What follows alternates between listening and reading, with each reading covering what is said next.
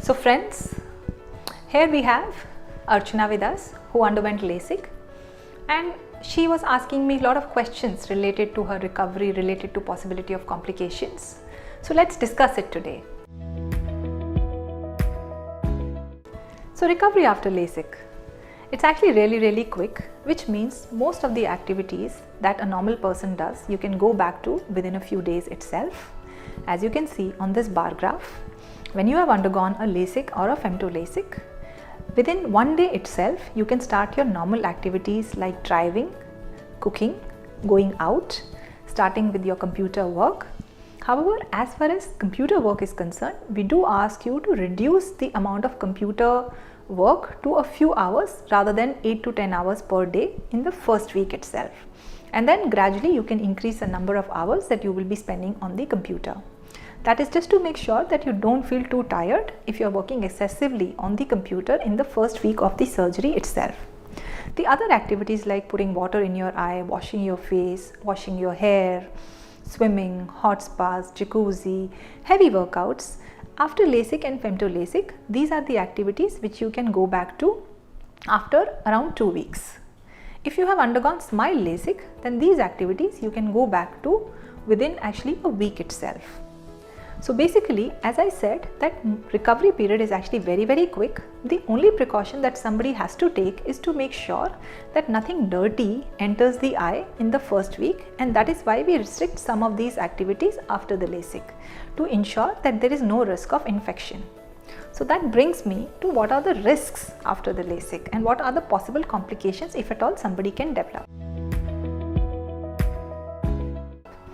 First of all, if you have undergone a good pre-Lasik evaluation where we have done all the tests to ensure the suitability for Lasik and we have matched you to the right Lasik for you, and secondly, you are following all the post-operative precautions that your surgeon has advised you, then the chances that you will have any complications or side effects are really small.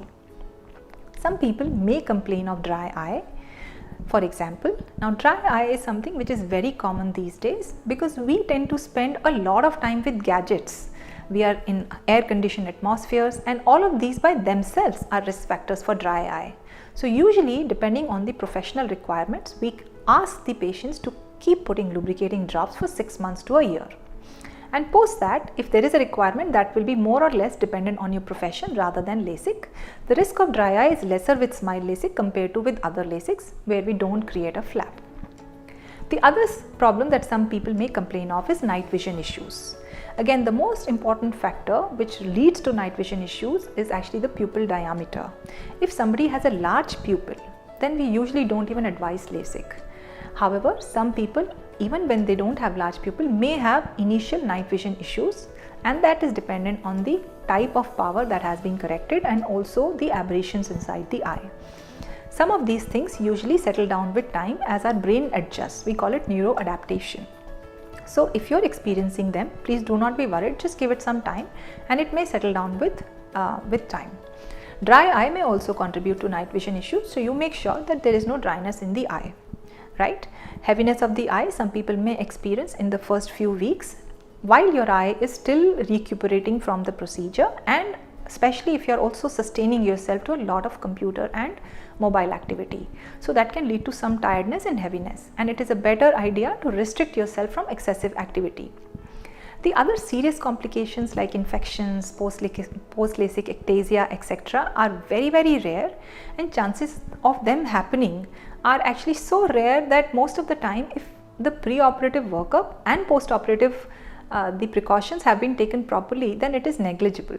I have done thousands of Lasik and I haven't had a single patient with these complications.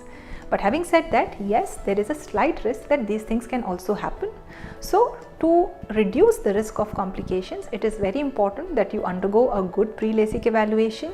Make sure you understand all the risks beforehand, discuss them with your Lasik surgeon, and please make sure that you adhere to all the precautions that they may ask you to after your Lasik surgery. And good luck, enjoy a great vision for the rest of your life after your Lasik surgery.